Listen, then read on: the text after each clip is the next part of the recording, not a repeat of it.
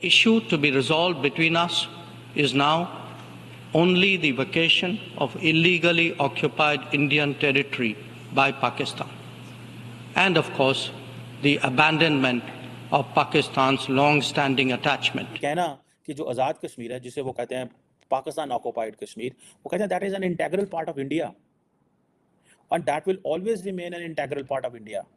पाकिस्तान से जो केवल एक बात होनी है वो ये है कि पीओके कब खाली कर रहे हो, यानी पीओके खाली करने के लिए घोषणा पहली बार यूएन से हुई है। और फिर उन्होंने ये भी कहा कि जो आज़ाद कश्मीर के लोग हैं जिसे वो पाकिस्तान ऑक्युपाइड कश्मीर कहते हैं, वो भी इंडिया के साथ आना चाहते हैं। किस्सा खत्म हो जाएगा, आजाद जम्मू कश्मीर भी आपको मिल जाएगा, तो फिर बात ही खत्म हो जाएगी। फिर पाकिस्तान और भारत हमेशा मिलजुल कर अच्छे हमसायों की तरह रहेंगे। उन्होंने यूएस को भी नहीं छोड़ा, उन्होंने यूरोपियन यूनियन को भी नहीं छोड़ा, उन्होंने यूएन को भी नहीं छोड़ा, और उन्होंने पाकिस्तान और चीन को भी नहीं छोड़ा। केवल एक वो पिद्दी बांग्लादेश जो है उसकी बात उन्होंने नहीं की, क्योंकि बांग्लादेश तो पिद्दी है। अगर पाकिस्तान का कोई मिनिस्टर ऐसी बात करे कि इंडिया के साथ जंग हो जाएगी और हालात खराब हो जाएंगे, हम मकबूजा कश्मीर को जो है वो हासिल कर लेंगे, तो that will make a global headline. Why? There is a question. हमारा तो कल्चर है, हमारा वे ऑफ लाइफ है, हमारी पहचान है। गदागरी, गदागरी, भिखारी, कशकोल।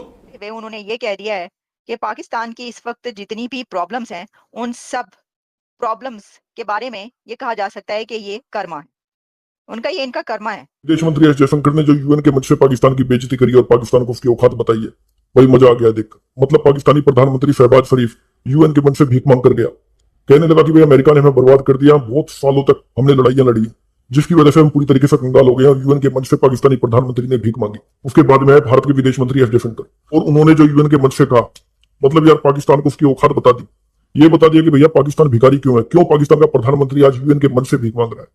एस जयशंकर ने कहा ये जो पाकिस्तान है ये अपने कर्मों का फल भुगत रहा है, मतलब ये पाकिस्तान के कर्म है जिसकी वजह से आज पाकिस्तान का प्रधानमंत्री यूएन के मंच से भीख मांग रहा है। अगर पाकिस्तान ऐसे कर्म नहीं करता तो आज पाकिस्तान का ऐसा हाल नहीं होता। पाकिस्तान ने हमेशा आतंकवाद का साथ दिया, दुनिया के बड़े बड़े आतंकवादी पाकिस्तान में पाए जाते हैं, मोस्ट वांटेड आतंकवादियों का गढ़ है पाकिस्तान। उसके बाद में विदेश मंत्री एस जयशंकर ने पाकिस्तान को एक नसीहत भी दी कि अगर पाकिस्तान चाहता है भारत के साथ में रिश्तों को सुधारना, तो वही पाकिस्तान को जो पीओके है वो भारत को सौंपना होगा।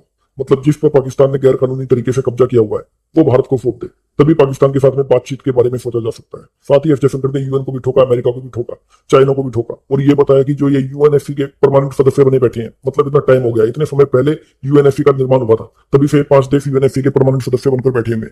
अब अगर यूएनएससी में बदलाव नहीं होते या किसी नए देश को यूएनएससी की स्थायी सीट नहीं दी जाती है, तो भाई यूएनएससी का कोई मतलब नहीं रहेगा, कोई महत्व नहीं रहेगा यूएनएससी का। ये पूरी तरीके से एक बर्बाद समूह माना जाएगा। या तो ये रिफॉर्म करे, किसी दूसरे सदस्य को इसमें शामिल करे, नहीं तो भैया यूएनएससी बर्बाद है। यूएनएससी का फिर कोई भी इसके ऊपर कोई भरोसा नहीं करेगा। मतलब यूएनएससी के सदस्य अपनी अपनी बदमाशी चला रहे हैं, हर किसी अच्छे प्रस्ताव को ये वीटो कर देते हैं, किसी के खिलाफ भी कुछ अच्छा प्रस्ताव होता है उसको ये अपने फायदे के अनुसार वीटो कर देते हैं, और खासतौर पर ये चाइना करता है। और ये जो यूएनएससी में बदलाव नहीं हो रहे हैं ये भी बस चाइना की वजह से नहीं हो रहे। हमने बार बार एक चीज कहना और फिर ये कहना कि जो आज़ाद कश्मीर है जिसे वो कहते हैं पाकिस्तान ऑक्युपाइड कश्मीर, वो कहते हैं that is an integral part of India and that will always remain an integral part of India। और फिर उन्होंने ये भी कहा कि जो आज़ाद कश्मीर के लोग हैं जिसे वो पाकिस्तान ऑक्युपाइड कश्मीर कहते हैं, वो भी इंडिया के साथ आना चाहते हैं। और उन्होंने इसकी जो लॉजिक वो ये इस्टेब्लिश की, वो कहते हैं जब हमने 370-35A के आर्टिकल को एब्रोगेट किया, तो उसके बाद आपने देखा होगा कि मकबूजा कश्मीर के अंदर बहुत कम डेमोन्स्ट्रेशंस हुए, जिसकी वजह से आपको पता चलता है कि चीज़ें कितनी हमारे कंट्रोल में हैं और हमारे एक्शंस को सपोर्ट किया जा रहा है। पाकिस्तान की पॉलिटिकल क्लास तो साइलेंट है। अगर आपको कहीं से पाकिस्तान के किसी वजीर का, मिनिस्टर का, किसी पॉलिटिशियन का कोई स्टेटमेंट आएगा तो मुझे ज़रूर दिखाइएगा। मैं चाहता हूँ, because we follow media stories, हम देखते रहते हैं। लेकिन ये जो पॉइंट है कि पाकिस्तान की तरफ से वो एक लफ्ज़ होता है पिन ड्रॉप साइलेंस, मतलब इतनी खामोशी, ठंड, कोई स्टेटमेंट नहीं, और वो डंके की चोट पे बोल रहे हैं। There is nobody who have stopped them.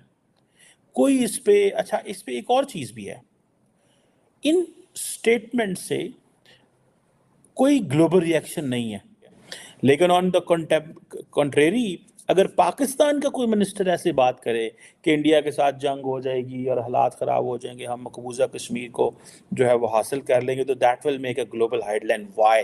United Nations की जनरल असेंबली में जो स्पीचेस हुई हैं उनकी गूंज अभी तक सुनाई दे रही है, और अब एक्सटर्नल अफेयर्स मिनिस्टर इंडिया के डॉक्टर जयशंकर ने यूएनजीए में एक स्पीच की है, और उस स्पीच में उन्होंने पाकिस्तान के प्राइम मिनिस्टर शहबाज शरीफ की स्पीच का रिप्लाई किया है।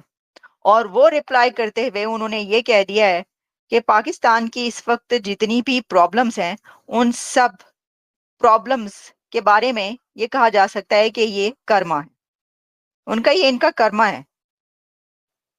और कर्मा किसको कहते हैं? कर्मा किसको कहते हैं? कर्मों का फल। उनका ये सब किया धरा जो इस वक्त इनके सामने आ रहा है, ये इनके कर्मों का फल है। तो और अब डॉक्टर जयशंकर स्पीच उन्होंने बहुत लेंथी स्पीच थी डॉक्टर जयशंकर की, बहुत जबरदस्त स्पीच थी। और डॉक्टर जयशंकर ने जो अपनी स्पीच की है, ये तो पाकिस्तान के बारे में तो उन्होंने एक शॉर्ट आप कह लें पैराग्राफ या एक ऐसा कि जो शॉर्ट पार्ट है जो उन्होंने बोला, चंद चंद सेंटेंसेस या कुछ जुमले उन्होंने पाकिस्तान के बारे में बोले, वरना उनकी पूरी स्पीच जो है जिसमें उन्होंने गजा का जिक्र किया है, उन्होंने इंफ्रास्ट्रक्चर का, फिर डिजिटल जो इस वक्त टेक्नोलॉजी जो एडवांसेस हैं उसका जिक्र किया है, फिर बहुत ऐसे दुनिया के इश्यूज और इंटरनेशनल और नेशनल इश्यूज जिसको उन्होंने उसमें रेज किया। लेकिन भाई पाकिस्तान के ऊपर ये क्या बोल दिया? आपने कर्मा ही कह दिया। डॉक्टर जयशंकर ने कर्मा ही बोल दिया है। उन्होंने कहा कि ये सब किया धरा जो है इनका अपना है।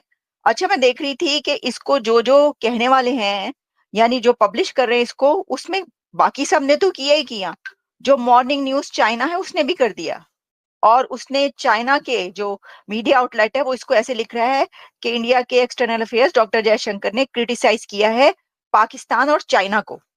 अच्छा, कर्मा जो कहा है वो पाकिस्तान के लिए कहा है ना, कि चाइना के लिए भी कहा है? क्योंकि मैं आपको सच बता रही हूँ, ये मेरे सामने, मैंने कहा अच्छा, ये जब मैं सर्च कर रही थी तो उसको पता चला कि जनाब ये जो SCMP चाइना मॉर्निंग न्यूज है उसने भी ये इसकी खबर लगाई हुई है।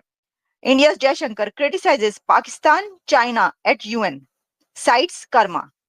अब देखिए ना, दोनों का नाम लिखा है उन्होंने, पाकिस्तान का नाम भी लिख दिया और चाइना का नाम भी लिख दिया। लगता है उनको खुद से घुसने में इसमें मजा आ रहा है। मुझे लगता है कि चाइना के आउटलेट्स और न्यूज़पेपर्स भी ये जानते हैं कि अगर हम इंडिया के तवज्जुद से इंडिया से रिलेटेड किसी खबर को अपने उसमें शामिल करेंगे उसका नाम लिखकर, तो वो बहुत वायरल जाएगी। क्योंकि अब वो भी इसको, हालांकि कहा तो डॉक्टर जयशंकर ने पाकिस्तान के लिए, एम आई राइट? मैं सही कह रही हूँ ना कि ये पाकिस्तान के लिए उन्होंने कहा है कर्मा, तो चाइना समझ रहा है उसके लिए भी कहा है। वैसे इनडायरेक्टली तो चाइना के लिए भी कहा ही होगा ना।